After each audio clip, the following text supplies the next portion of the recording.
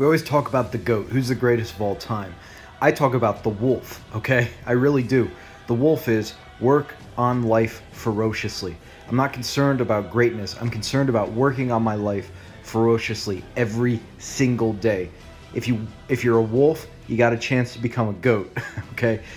I get so many emails from players, and 99% of the emails are about their offensive game. And I get it, it's important, it's what coaches look for, it's what scouts look for mostly, but they don't work on their defense enough. And one of the reasons that Jordan was the GOAT, in my opinion, was because he worked on his life, his game, ferociously. And that meant he worked on his total game. He was a complete player, offense and defense. Let's listen to what he has to say about his defensive game.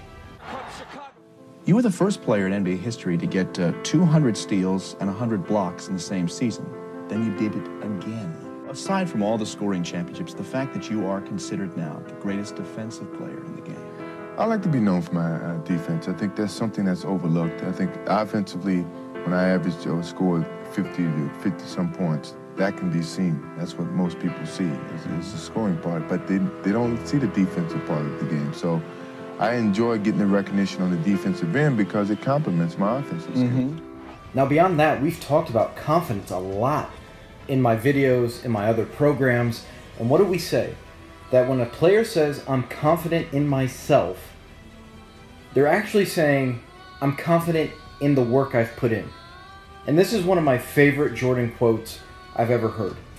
He talks about the fact that he's not really scared to perform because he's put in so much work. He's done it so many times. Why would I be scared to do it in crunch time? I've done it 1,000 times a day or something, you know?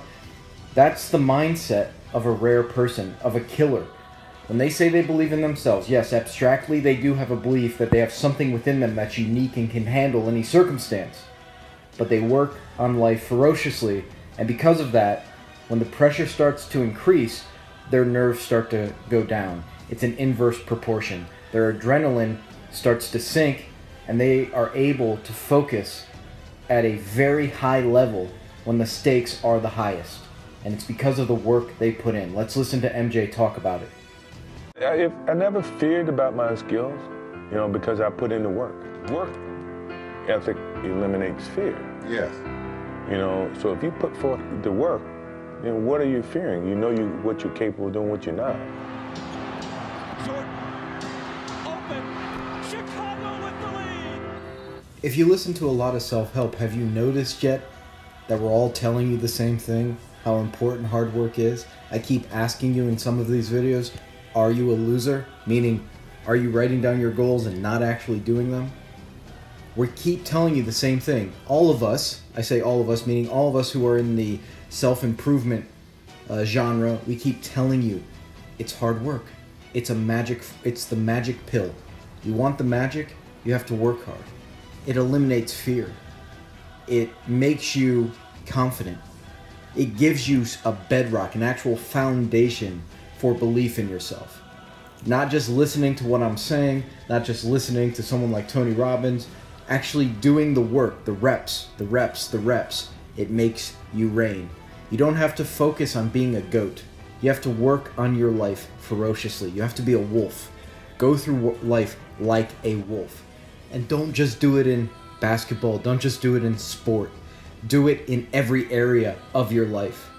You know, the Killers program's coming out probably March 1st. I'm just finishing up doing some audios, and Killers are wolves. They work on life ferociously every day. Every single day, they're trying to improve. And let's end this talk with another clip from MJ talking about just that. These small incremental improvements every day that add up over time and make you the best version of yourself. Your own horn, but in your mind, when you look in the mirror, just how good are you right now? Well, I think that I'm getting better and better each day. I think as a player, I want to come out and say, hey, I'm better than when I was yesterday. And, you know, I feel that my game is starting to be a more complete basketball player.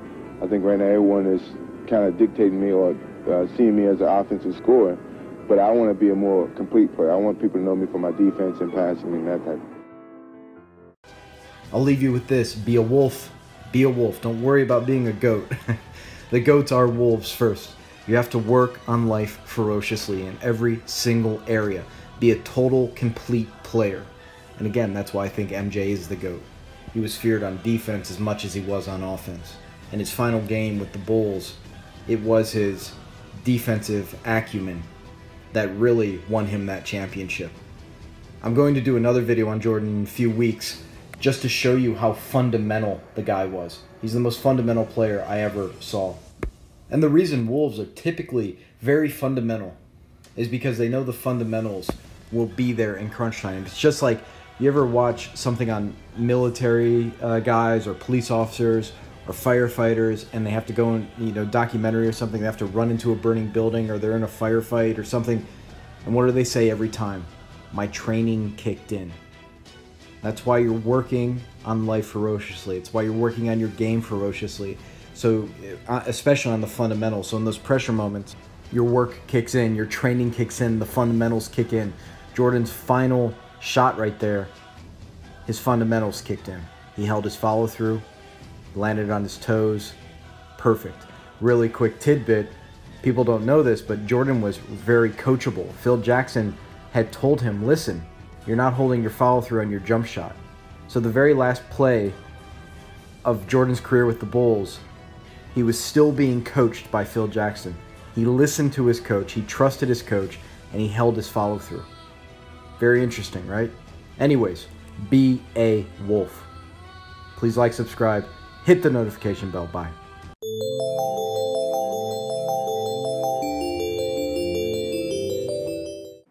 Growing up, I was always interested in the mental game. After years of study, I developed the BasketballBrain program. My life is devoted to helping others achieve their greatness. I hope you'll like, subscribe, and if you take a chance with the BasketballBrain program, I promise you your game's going to reach levels that you never thought.